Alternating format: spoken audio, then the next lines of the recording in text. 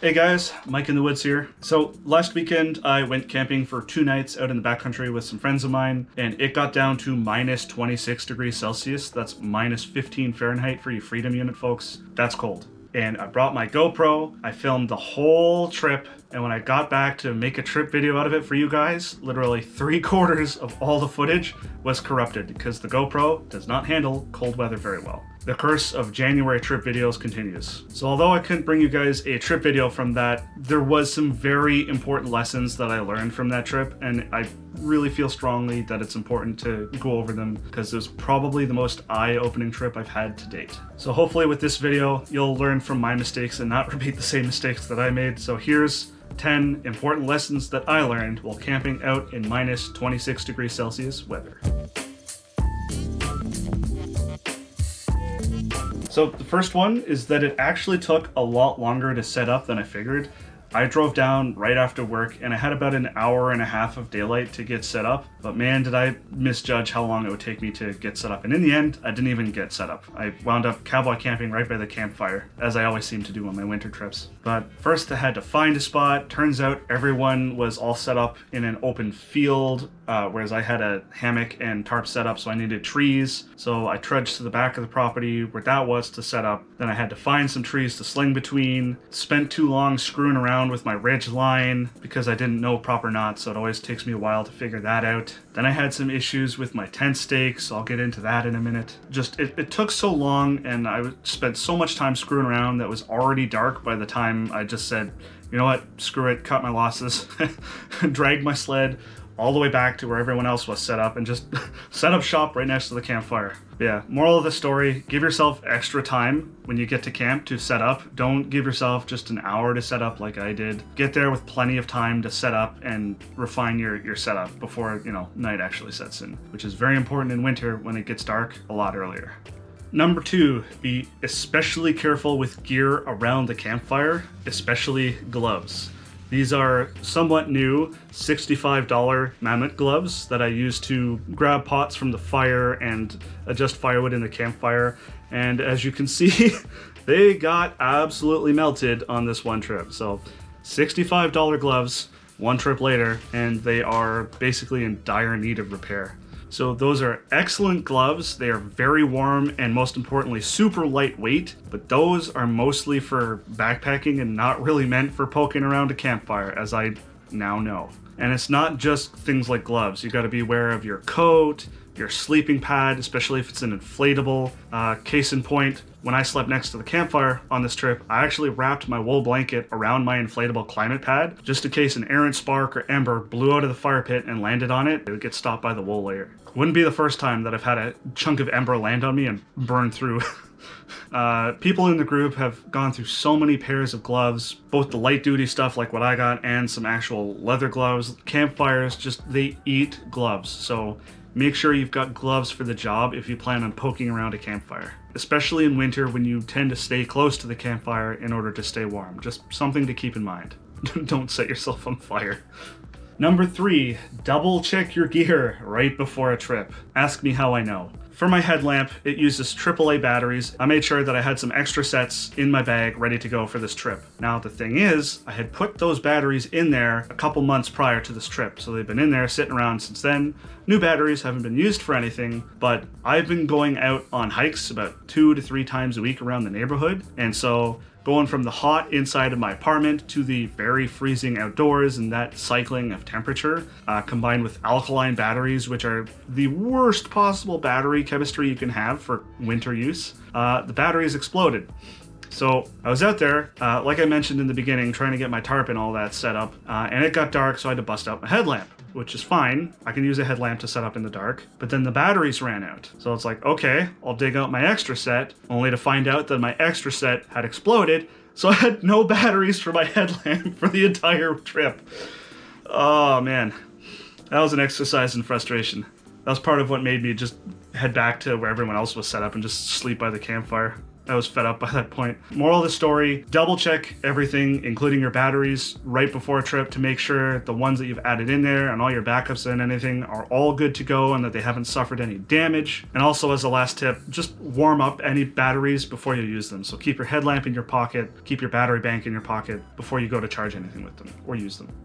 Number 4, 3D printed tent stakes don't tend to fare very well against frozen ground. So that was probably one of the, in hindsight, stupidest mistakes that I made on this trip, is I brought 3D printed tent stakes to use in minus 26 degree weather in frozen ground. As you could probably imagine, that did not go very well. So not only was the ground frozen, so trying to get the tent stakes in was a effort in pain and frustration in itself, but because it was so cold, it also made the plastic brittle. So what ended up happening is my tent stake shattered as I was trying to push it somewhat gently into the ground with my foot. So I'm sure everyone watching this video is like, yeah, duh, I could have told you that. I know, I was testing to see how much punishment they could take before they failed. I found the failure point. Since that trip, I've ordered a set of 6 titanium nail stakes for use in frozen ground during the winter like this. So for 3 seasons, 3D printed tent stakes work amazingly well, if not all that long lasting, but they've definitely met their match, and in deep winter when the ground is frozen, they just don't work very well. Number 5, I definitely need some sort of a portable telescoping camp shovel for when it's super snowy out. I got by all right on this trip without one, but when it's that snowy out, I think it's definitely a smart thing to have in my kit. Not only for things like clearing out underneath my hammock so I'm not butt into snow when I'm sleeping, when I'm slung from trees, but if I need to sleep on the ground, it lets me clear out a spot for me to set up, especially if the snow is super deep, which it's been a lot deeper this year so far than the last 5 years. Not only for clearing out the area around my setup, but also for things like making shelters themselves. If for whatever reason my hammock and tarp setup doesn't work, I can use the shovel to make a snow shelter, like a quincy, or even just creating like a windbreak, which was actually something that we needed to do on this trip. On the second night, I was going to sleep by the campfire again. It was actually significantly warmer than the first night by like 10 degrees, but there was a huge amount of wind coming across the field, and that wind chill is what gets you, not the base temperature, it's the wind chill. So we had a pile of snow that people had cleared out for the campfire in the surrounding area. The snow was already being a bit of a windbreak. We needed even more snow there in order to build up a taller wall and break the wind even more. Because what we wound up doing is just setting up a simple lean-to so that we could sleep there, me and my friend Tell from Oshawa Bushcraft. Having a shovel to manipulate the snow would have saved a lot of time and effort in doing that. If even just to clear the ground for getting to the ground to hammer in my pegs. Going forward, I think for my extreme cold setup, I'm definitely adding a portable camp shovel to the mix.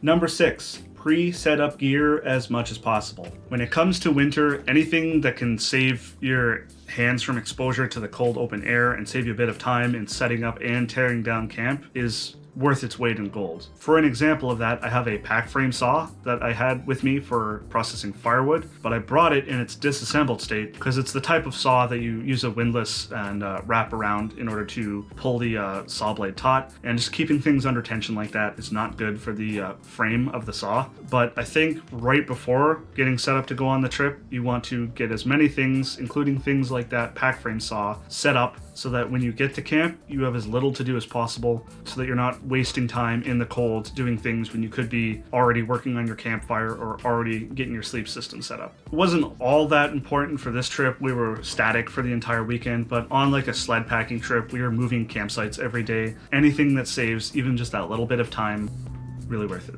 Number 7, avoid the use of plastic bottles as much as possible. So for this trip, perhaps in naivety, I brought my 4 smart water bottles, as is standard with my backpacking setup. And I knew that the water freezing was a possibility, but in that cold minus 26 degree weather, it surprised me just how fast that happened. And basically the entire trip I was stuck fighting with frozen drinking water. One of the lessons that really got hammered home on this trip, you might think it's the peak summer that it's easiest to get dehydrated, you know, out in the sun with like boiling heat, but I would argue that it's actually in the middle of deep, absolutely frigid winter that it's the easiest to get dehydrated. As in this particular trip, I was fighting with dehydration all weekend. And this is coming from a guy who who has had dehydration issues in the past and makes an effort to avoid that on every trip he goes on. All my water froze in my plastic bottles like super fast. Like I was there for maybe 2 hours and my water was already mostly frozen. And while I did try and thaw them out next to the fire, that didn't go very well, and I melted all of my smart water bottles,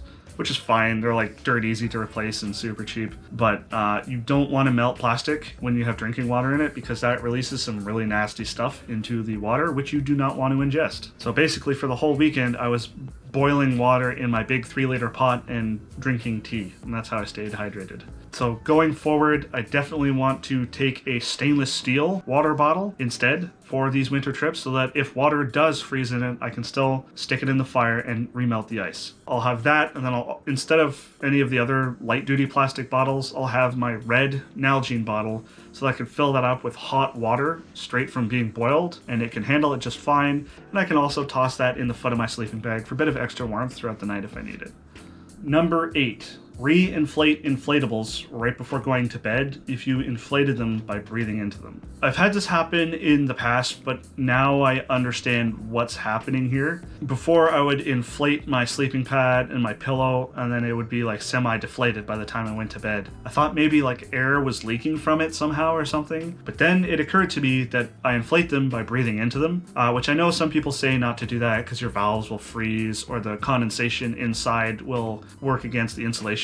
Point I was getting at is you breathe in with hot air from your lungs, and then when it cools down to ambient temperature, that contracts the air by a lot. So you'll inflate it to its full capacity, and then once it cools down, it's like it's barely inflated. So if you have to inflate things via breath in really cold temperatures, you might have to re-inflate your pad or your pillow or anything else that's inflatable like 2 or 3 times before it's finally holding its air pressure after it cools down. Of course, the way around this is if you use a pump or something that uses ambient temperature air to inflate it, then you don't have that problem. But if you have to breathe into it, that's what you got to deal with.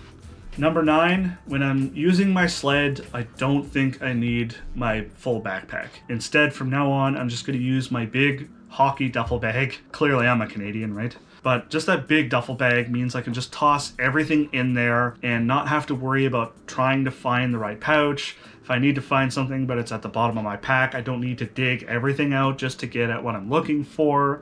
It saves some weight because the duffel bag weighs almost nothing compared to the weight of my Osprey pack. What's probably the biggest driver for me wanting to make that change is when you get up in the morning, if you have to move campsites and put everything in the sled and start trekking, especially when it's really cold, the last thing you want to do is have to mess around with stuff trying to get it back in the stuff sack. So by having this big duffel bag in the morning, instead of having to fold everything up all nice and neat back in the stuff sack, just toss it right into the duffel bag and be on your way. And that ties into one of the previous points about saving time. It's also a lot faster for tearing down camp in the morning. So if you're using the sled, you don't need a backpack, just a big single space big duffel bag, big enough to hold all your gear comfortably, is probably the best bet, both for saving time, saving weight, and just being far less of a pain in the butt. And number 10, if you do set up a shelter to block out the wind like we had to do on the second night, be careful of how you set it up in relation to your campfire, because what we had happen is we had this lean-to that was blocking the wind from coming. So say our shelter is here, right? Lean-to's like this, campfire's right here. So we're underneath the lean-to, wind's coming this way, and what was happening was because we had that huge windbreak there, it was creating, I don't know, I guess a sort of vacuum. So smoke from the campfire was actually getting sucked up underneath the lean-to, and it was impossible to sleep under there because all the smoke was coming up under there, even though the wind was blowing in the exact opposite direction. So in the end, both me and my buddy who were planning on sleeping under there, we couldn't sleep under there. There was too much smoke. The time I spent under there trying to get set up already was enough to screw up my throat, and I had a huge headache the next day from smoke inhalation. I wound up sleeping in my car with the door open so that there was no condensation. That's something weird that I hadn't really thought of before that I experienced on this trip. That's something you got to be aware of. How you orient your shelter in regards to blocking the wind and where your campfire is. I'm honestly not quite sure what the solution to that is, if you need to block out the wind and and face the campfire. Maybe angle it a bit so that it's not directly perpendicular to the wind, maybe at an angle so that the wind is kind of, I don't know, blowing off the side of it or whatever. But yeah, you don't want to create a shelter where you're breathing in campfire smoke all night, especially if you're like me and it gives you a massive raging headache. So yeah, there we go. There's the 10 super important lessons that I learned on that trip. I tried out a new way of recording these videos this week, mostly because all of my footage from that trip was screwy. This week I tried just talking directly to the camera instead of a lame pre-scripted script read. Let me know what you guys think of this type of video where I'm actually talking directly to the camera, and I think this is more dynamic. So all in all, that trip was actually a successful trip. I lasted both nights out there. I didn't get much sleep, but I wasn't freezing. But again, all the footage crapped out, so I couldn't make a trip video out of it. It was super lame. So hopefully these lessons are valuable to you and that you've actually learned a thing or two from this video, which is the point of making it. If you're new to the idea of winter camping, I'll leave some Amazon affiliate links in the description to all of the winter camping gear that I use. If you're new to the channel, I take a look at how fun, futuristic technology can intersect with traditional outdoors experiences. Check out my other videos and consider subscribing if that's your thing. All right, thanks for watching, guys. I'll catch you next time.